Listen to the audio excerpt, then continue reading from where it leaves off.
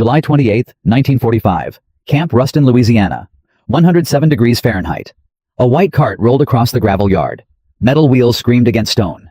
Ice clinked against steel walls. Cold vapor poured from the lid like fog bleeding from a wound, impossible, alien, supernatural in the crushing southern heat. 37 German women stopped moving. 6 months earlier, these same women had been operating radio equipment, driving military trucks, processing Wehrmacht communications behind enemy lines.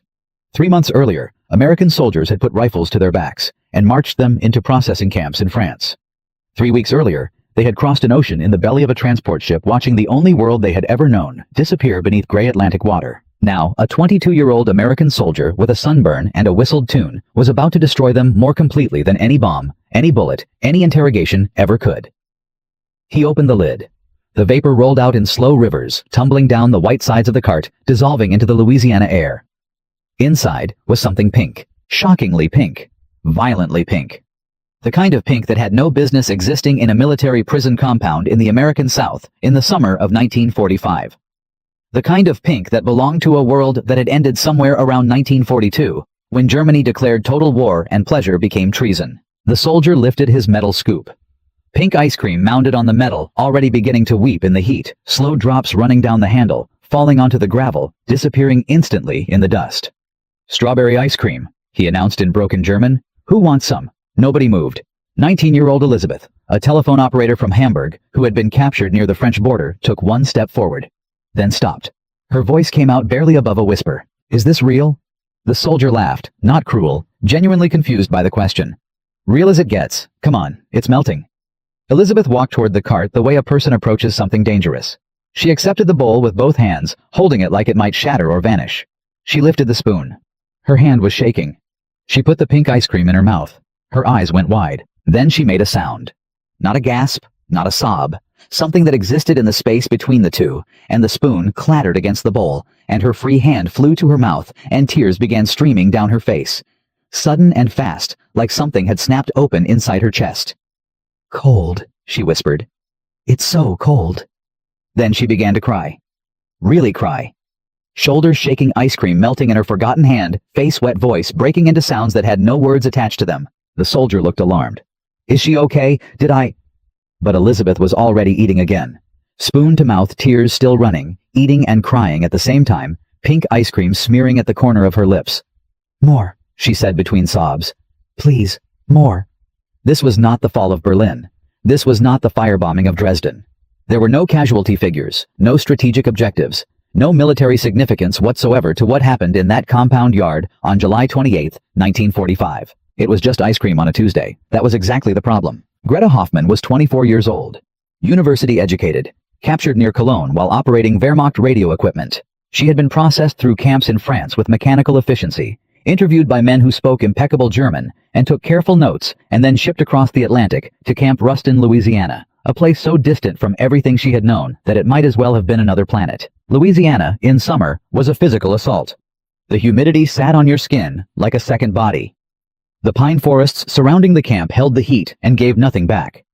The air smelled of red clay and something green and alive that had no equivalent in the German landscapes she carried in her memory. But the food was real. That had been the first shock, arriving 3 months before the ice cream. White bread. Actual white bread.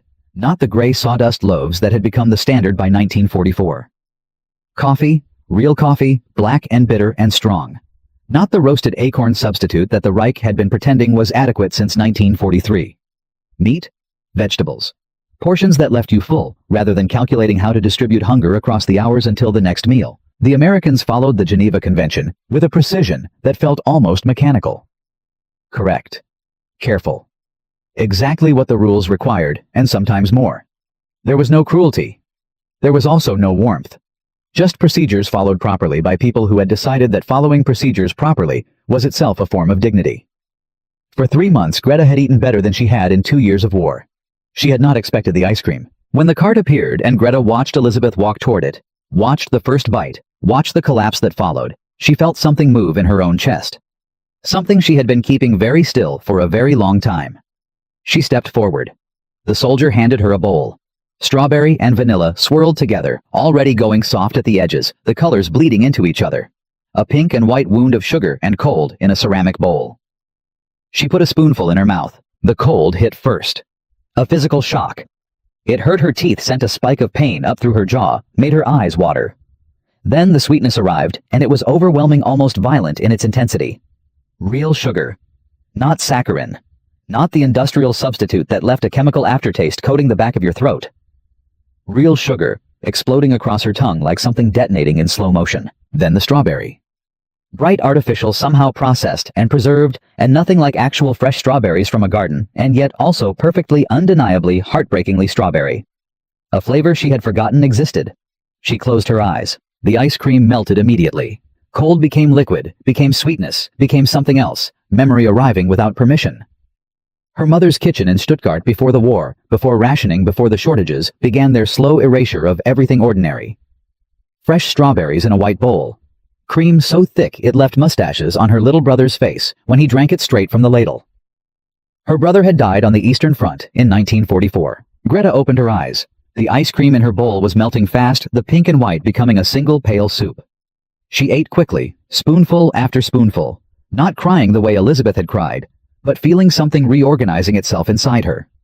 Some internal architecture that she had built carefully over years of war, shifting on its foundations. Around her, more women were approaching the cart. Helga Schmidt, a practical woman from Bavaria, who had driven supply trucks for the Wehrmacht, took her bowl and immediately sat down on the ground. She ate with complete focus, scraping every last molecule from the ceramic, then licking the spoon clean with the methodical attention of a person performing a task that required absolute concentration. When she finished, she stared at the empty bowl for a long time. She said nothing. Frau Kessler, an older woman who had worked in military administration and maintained rigid loyalty to the regime, despite everything that had happened, refused to approach the cart. She stood apart with her arms crossed, her face hard and closed. "It is a trick," she announced. "They are softening us, making us weak." But her eyes never left the ice cream cart. Elizabeth got a third scoop. She sat on the barrack steps, eating slowly now, savoring rather than consuming. Her face was still wet, but she was smiling, a strange fractured smile that looked almost like pain wearing the wrong expression. "I forgot," she said to no one.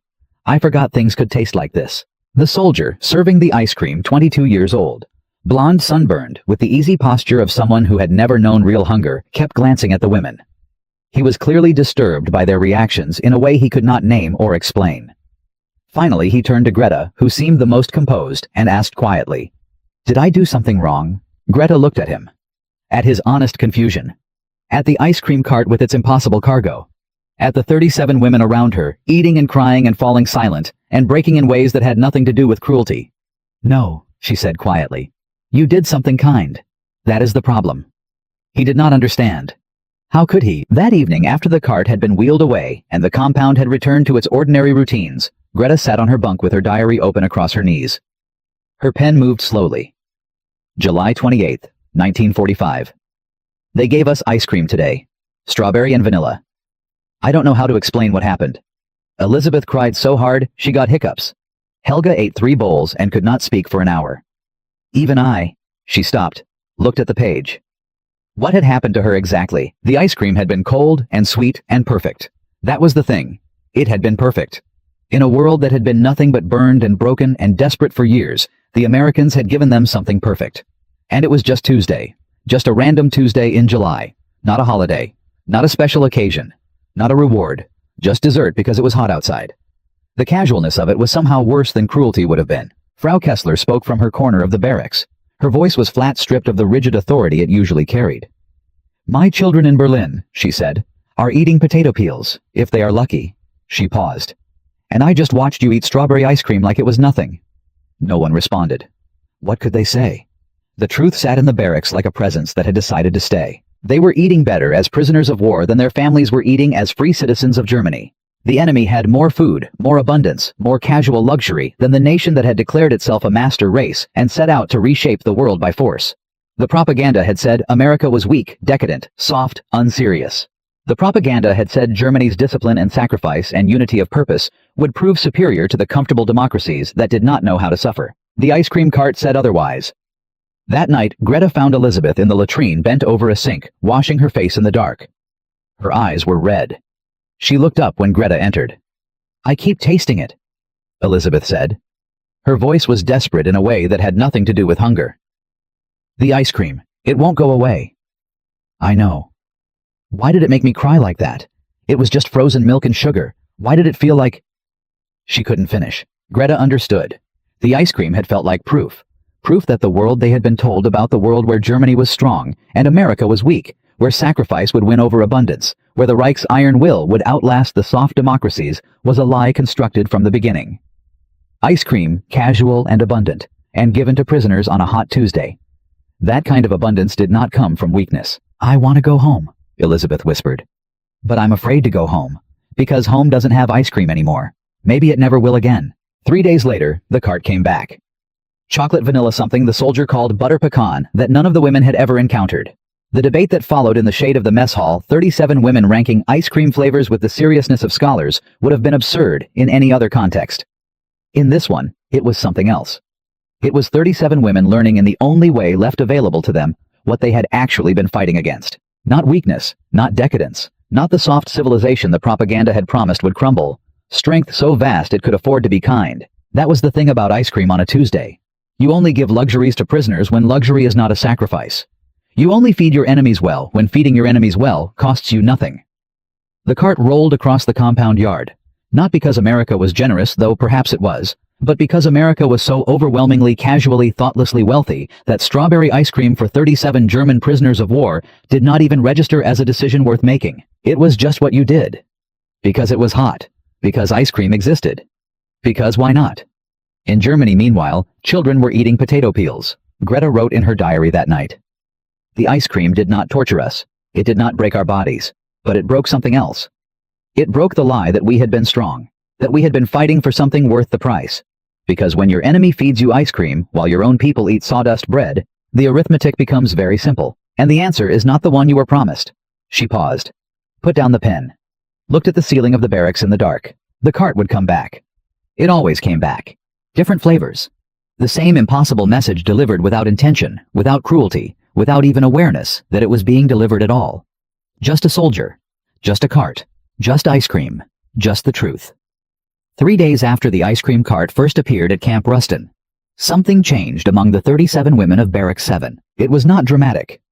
There were no declarations, no confrontations, no formal moment of reckoning. It was quieter than that. More dangerous than that. The women had stopped arguing about whether America was strong. They had simply accepted it the way you accept weather, the way you accept gravity. Something that simply was, regardless of what you believed about it. Greta noticed it first in the conversations. Before the ice cream, the women had maintained a careful architecture of denial. Germany had lost militarily, yes. The armies had failed, yes. But the cause had been sound. The system had been right. The defeat was tactical, not moral. That architecture had held for 3 months in the Louisiana heat, sustained by shared silence and collective amnesia, and the enormous human capacity for preserving the beliefs that define you. The ice cream had not destroyed that architecture.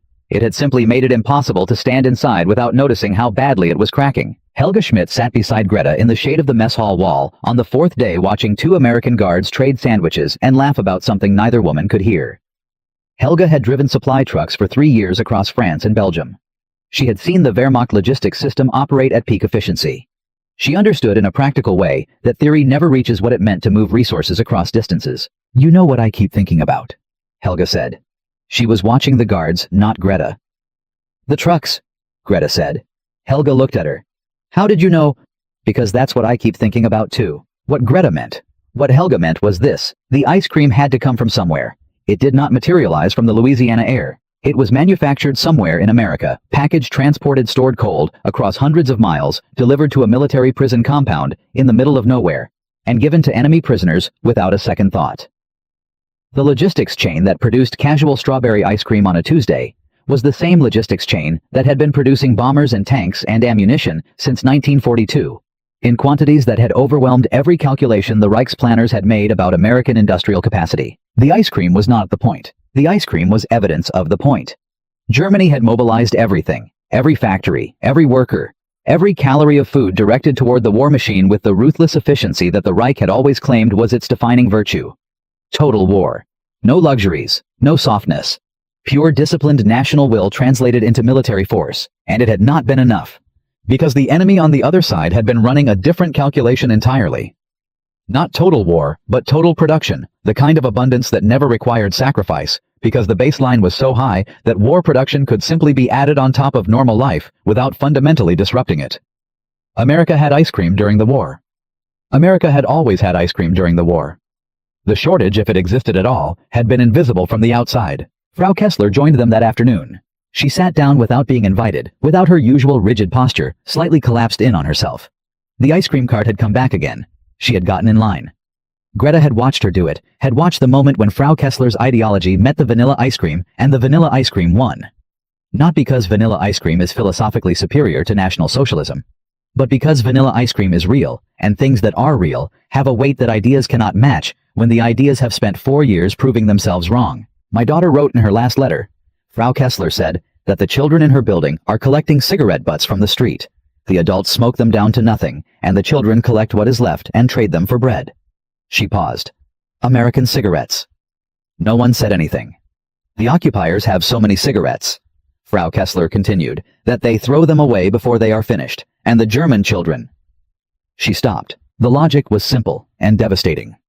A country that throws away cigarettes and gives ice cream to prisoners is not a country that is running low on anything. A country where children collect cigarette butts and eat potato peels and ration bread by the gram is not a country that had the stronger system. The comparison required no analysis. It only required sitting in the Louisiana heat and being honest about what the numbers meant. Elizabeth had developed a habit by the second week. Every time the ice cream cart appeared, she would take her bowl and sit in the same spot, a patch of shade near the water tower, and eat very slowly, with her eyes half closed, not savoring exactly, but paying attention. Deliberately paying attention, the way you pay attention to something you know you are going to lose. She explained it to Greta one evening. When I go home, she said, I want to be able to remember exactly what it tasted like. I want to have it perfectly in my memory, so that when things are bad, and they will be bad, we both know they will be bad, I can take it out and look at it. Like a photograph, Greta said. Like proof, Elizabeth said. Proof that good things exist, that the world contains them, even if I can't have them right now. Greta thought about that for a long time afterward. The ice cream as proof not of American power, but of something more fundamental, proof that the category of good things had not been permanently closed. That the war had not used up all the sweetness in the world and left nothing for after. That somewhere in the future, there would be days when cold and sweet and ordinary would be available again to people who had survived enough to reach them. The cart came back 11 more times before Greta left Camp Ruston. She catalogued the flavors in her diary with the precision she had once applied to radio frequencies and message encryption. Strawberry, vanilla, chocolate, butter pecan, orange sherbet, which was too tart and divided the barracks into two passionate factions. Mint chocolate chip, which Helga declared an atrocity and Elizabeth defended fiercely. Rocky Road, with its marshmallows, which produced a silence of pure bewilderment the first time anyone encountered it. The debates about ice cream flavors became the most animated conversations in Barracks 7. More animated than the careful political discussions that happened in low voices after lights out. More heated than the arguments about blame and responsibility and what had actually happened and who had actually known what.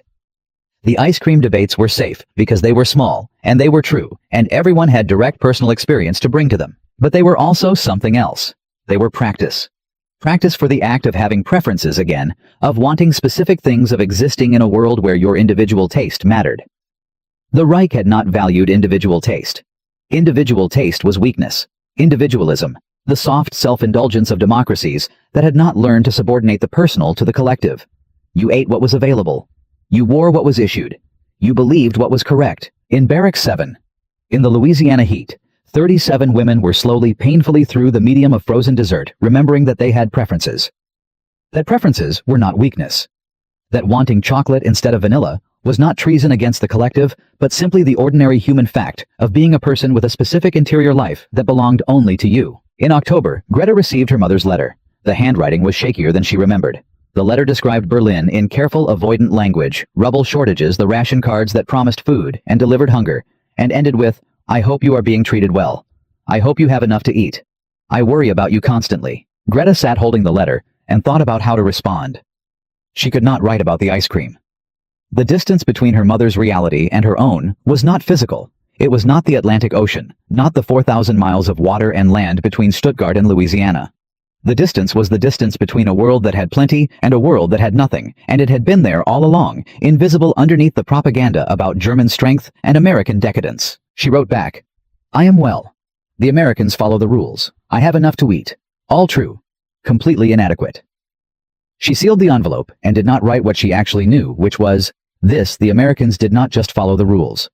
They exceeded the rules without effort, without sacrifice, without even noticing they were doing it, because the rules required adequate treatment, and their baseline was so far above adequate that adequate required active restraint. You do not give ice cream to prisoners because the Geneva Convention requires it. You give ice cream to prisoners because you have so much ice cream that not giving it away seems wasteful. That was the lesson. Not that America was kind. Not that Americans were better people than Germans. Not that the war had been won by virtue rather than by production. The lesson was simpler and harder and more permanent than any of those. The lesson was that a system which could give strawberry ice cream to enemy prisoners on a hot Tuesday had been more powerful from the beginning than anything Germany had built. And no amount of total war, no amount of sacrifice, no amount of iron will and collective discipline had ever had a chance of changing that arithmetic. Greta wrote that in her diary the night before repatriation. She closed the book and looked at the pink pencil drawing of an ice cream cone she had made on July 28th. Tomorrow she would go home. She would take the truth with her, cold and sweet and perfectly preserved, the way Elizabeth had always intended. By the autumn of 1945, the ice cream had become something the women of Barracks 7 no longer discussed with strangers, not because it was secret, not because it was shameful, but because they had discovered, in the way you discover things that matter, that some experiences cannot survive translation. You could describe the cart, the vapor, the pink of the strawberry against white metal, and the person listening would nod and say, yes. Ice cream. I understand, and they would understand nothing. The understanding lived in the body, in the memory of cold, hitting teeth, in 100-degree heat, in the specific quality of sweetness, after years of saccharine and absence. It could not be handed to someone who had not been there. Greta understood this the moment she arrived back in Stuttgart in March 1946. The city was standing, which made it an exception. Frankfurt was rubble. Cologne was a moonscape. Berlin was something that required a new vocabulary entirely, because the words for destruction that existed before the war were not large enough for what the war had produced.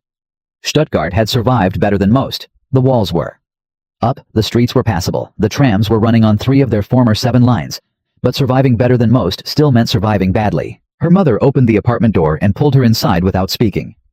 The embrace lasted a long time. When it ended, Greta saw what the letters had carefully avoided saying. Her mother had lost perhaps 15 kilograms. Her hands were rough and cracked from cold and work. The apartment had no electricity in the evenings, no heat except what the small iron stove in the kitchen could produce from wood scraps, and the smell of damp plaster was everywhere permanent, the smell of buildings that had been opened to rain and sealed again imperfectly. They sat in the kitchen that evening, under the kerosene lamp, and her mother asked the question Greta had been preparing to answer for 3 weeks on the transport ship. Was it terrible, the Americans? Greta thought about strawberry ice cream on a Tuesday. They followed the rules, she said. They were correct. Her mother exhaled with relief. Good. The stories during the war, I worried. Mama. Greta paused.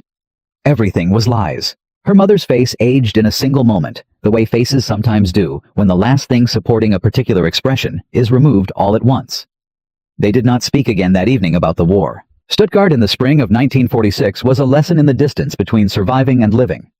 The ration cards promised calories that the actual distribution frequently failed to deliver. The black market operated openly because the alternative was starvation. And everyone understood this, including the occupation authorities who had decided that rigid enforcement of rules against black market trading would produce deaths they preferred to avoid. American cigarettes were the currency. A carton of Lucky Strikes could be exchanged for a week's worth of black market butter, or a winter coat, or enough coal to heat 2 rooms for a month. The Americans who handed out those cigarettes, who threw away the last inch of them on the street because they could afford to, because they had more where that came from, did not know they were creating an economic system. They were just smoking cigarettes. The abundance was so natural to them that its consequences were invisible. Greta watched a group of American soldiers outside a requisitioned building on the Königstrasse one afternoon in April. They were eating from cans, laughing about something entirely at ease in a city that was not theirs, in a country they had broken, and were now with characteristic American energy beginning to rebuild. One of them threw a candy wrapper on the ground and did not look back. A German child, maybe 7 years old, picked it up immediately. Not for the wrapper, for the residue of sugar inside. Greta stood on the pavement and did not look away. She made herself watch. This was the thing she had learned in Louisiana, that no re-education program, no denazification film, no political lecture could have taught her. The gap between the two worlds was not ideological. It was material. It was real. It existed in candy wrappers and cigarette butts and ice cream carts, in the ordinary debris of a civilization that had so much it could not keep track of what it was discarding. Germany had told itself a story about strength, discipline, sacrifice, the hardening of the national will through the rejection of weakness and softness and luxury. Total war as proof of total commitment as the mechanism by which inferior nations would be overcome by superior ones who had trained themselves to endure what others could not. The story was not merely wrong. It was backwards. Real strength did not require sacrifice. Real strength was what produced enough that sacrifice never became necessary. Real strength was the ice cream cart, the Lucky Strike thrown half-smoked onto the Königstrasse, the candy wrapper dropped without a second thought. Real strength was abundance so natural it was invisible to the people who possessed it. Germany had been trying to win a war of attrition against a country that had never experienced attrition as a category. America had not been grinding down its reserves. America had been operating off the surplus of its surplus, and the surplus of its surplus had still been enough to give strawberry ice cream to prisoners of war in Louisiana in July. Greta got a job teaching in September 1946. A gymnasium in the Sud District history and civics students who had been children during the worst of the war and were now teenagers, processing experiences they had no framework for.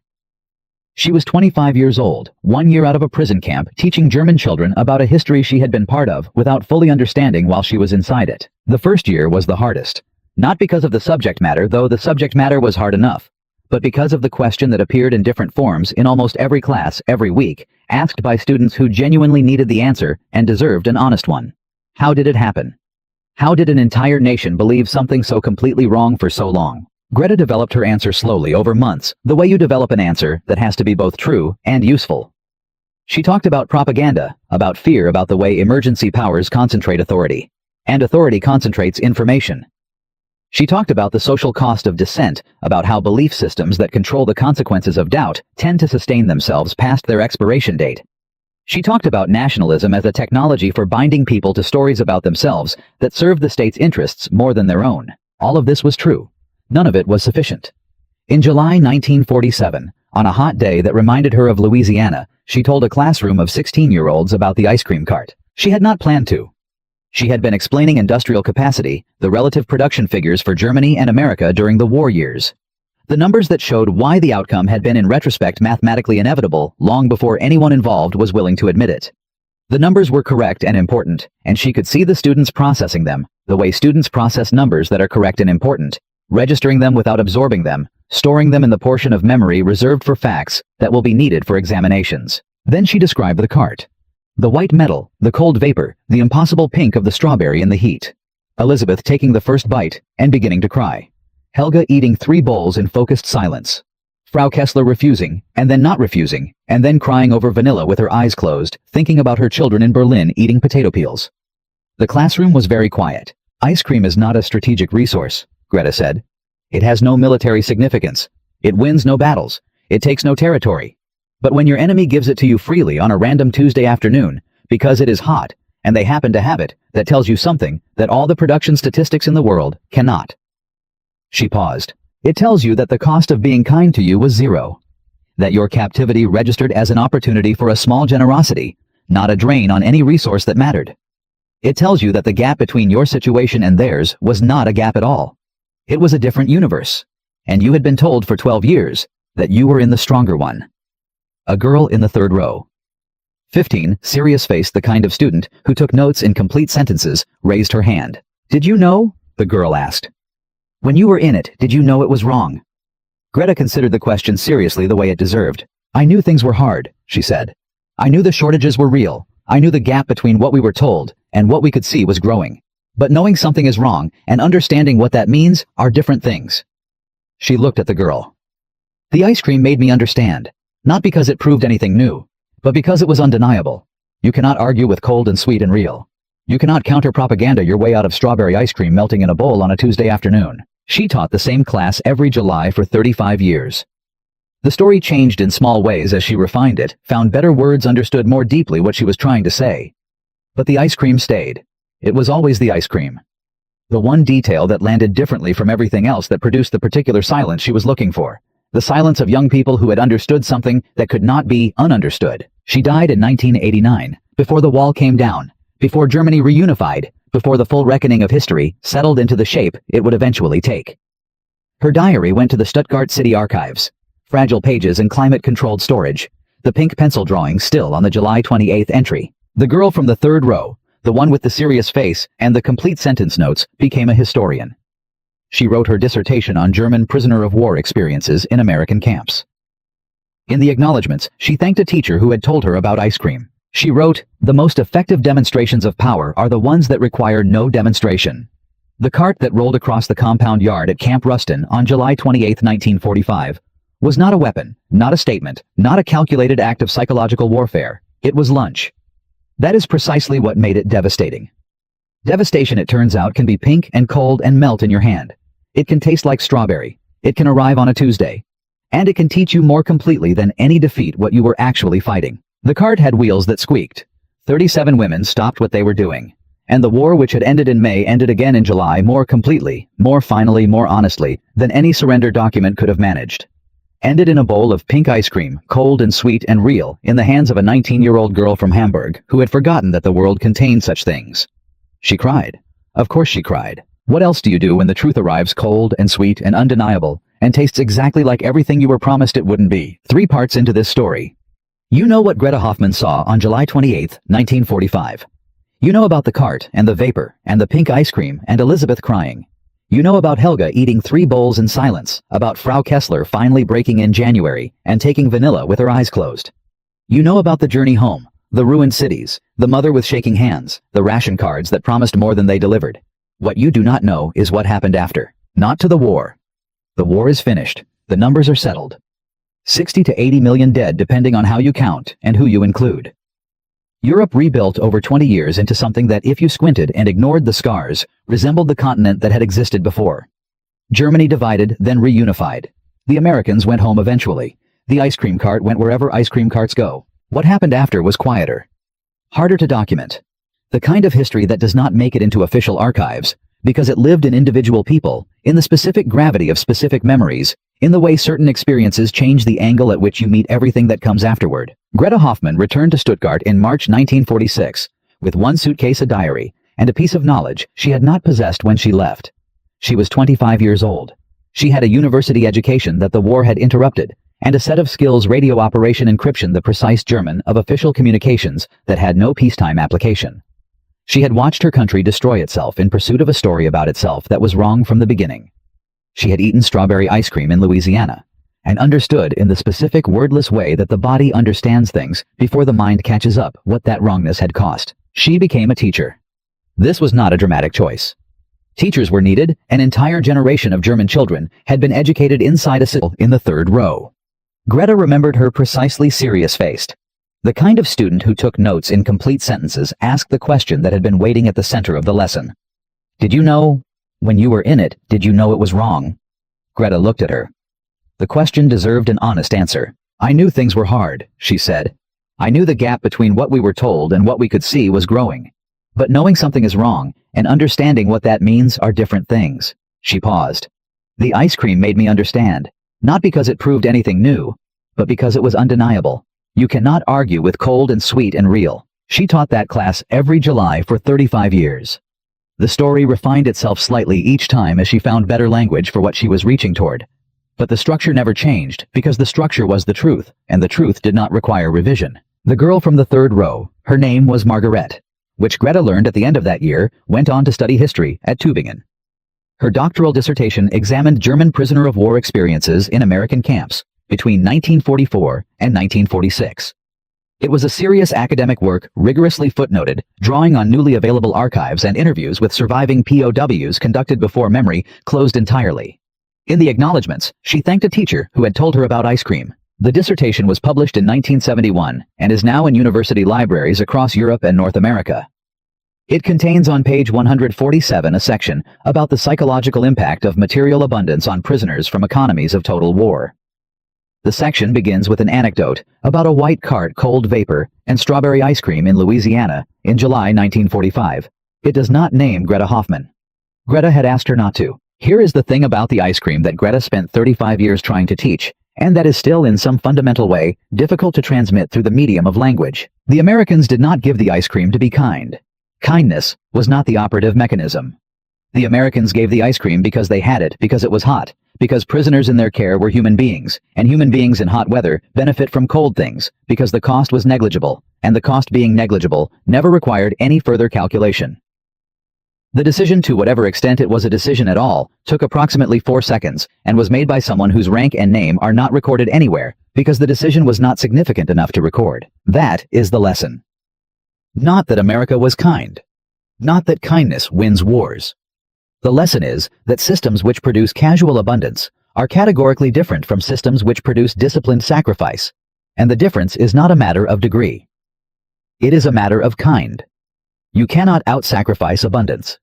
You cannot out-discipline a system that never needed discipline because it never ran short of anything. The war was decided not by will or courage or the quality of the cause, but by the depth of the material baseline from which each side was operating. Germany had started from nothing and built toward total war, and reached the limit of what nothing organized with maximal efficiency could produce. America had started from abundance and added a war on top and still had enough left over for ice cream on Tuesdays. Greta Hoffmann died in October 1989, 6 months before the Berlin Wall came down. She did not see reunification. She did not see the end of the division that had been the final consequence of the war she had been part of, and the peace she had helped teach a generation to understand. She died in Stuttgart, in the apartment she had shared with her mother, until her mother's death in 1962, in a room that had a photograph of her gymnasium class from 1952 on the wall, and her diary on the nightstand. The diary went to the Stuttgart City Archives per her will, along with a note requesting that it be made available to researchers. The archivist who processed them designed to produce soldiers and believers, not citizens and thinkers, and someone had to do the slow, unglamorous work of replacement. Greta applied to the gymnasium in the Süd district, and was hired because she was qualified, and because in Stuttgart, in 1946, the bar for qualification was survival, plus a completed degree, and she had both. For the first 3 years, she did not tell anyone about the ice cream. Not because she was ashamed, not because it felt irrelevant, but because she was still working out what it meant. The experience had arrived complete, but the meaning was still being assembled piece by piece in the evenings after her classes, when she sat at the kitchen table in her mother's apartment and wrote in the same diary she had kept through Louisiana. She wrote about propaganda and how it works not in the abstract academic sense, but in the specific personal sense of having been inside it. She wrote about the difference between knowing something is wrong and understanding what that means. She wrote about the moment the ice cream cart appeared, and the precise quality of the shock it produced. Not surprise exactly, but recognition, the feeling of a truth arriving that you had been keeping at arm's length for years, finally getting close enough to touch you. In 1949, she wrote what became in her own private taxonomy, the definitive entry.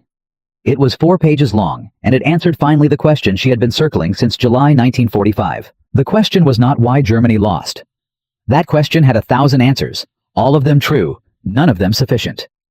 The question was why Germany believed it could win. Why an entire nation, educated and sophisticated, and possessed of genuine institutional intelligence, had looked at the evidence available to it, and concluded the opposite of what the evidence said. Her answer, written by lamplight in a Stuttgart kitchen, was this: Germany had confused the feeling of strength with its substance. The ideology had been very good at producing the feeling. The rallies, the uniforms, the language of destiny and superiority, the rituals of collective belonging, that generated genuine warmth and genuine commitment and genuine willingness to sacrifice. These were real. The feeling was real. But the feeling and the substance had parted company somewhere around 1938, and the ideology had been so effective at generating the feeling that most people had not noticed the substance leaving. America had not needed to feel strong. America was strong in the way that a foundation is load-bearing before anyone puts weight on it, the way a thing is true before anyone says it. The ice cream was not a demonstration of strength. It was not even a symbol of strength. It was just what happened when strength was so deeply structural that it expressed itself in every direction simultaneously, including the direction of frozen dessert for enemy prisoners on a Tuesday afternoon. She told her students about it for the first time in July 1947. The summer heat, a classroom of 16-year-olds, a history lesson that had been heading toward production statistics. She described the cart, the vapor Elizabeth crying Frau Kessler's face, when she talked about her children and potato peels. The classroom went quiet in the specific way classrooms go quiet when something lands differently from everything else. A girl, the collection, a young man named Thomas, who had grown up in Stuttgart and studied history at the same university where Margaret had done her doctorate, opened it to the July 28, 1945 entry, and found the pink pencil drawing of an ice cream cone. He read the entry, then he read the rest of the diary. Then he sat for a while in the climate-controlled storage room with the fragile pages in his hands. Later he told his supervisor that it was the most honest document about the war he had ever read. His supervisor, who had been processing such documents for 20 years, asked what made it honest. He said he was not sure exactly. Something about the specificity of the detail. The way the writer had refused the comfort of abstraction. The fact that the central piece of evidence was not a battle or a speech or a strategic decision, but a bowl of strawberry ice cream on a Tuesday afternoon. His supervisor nodded and said that was usually how it worked.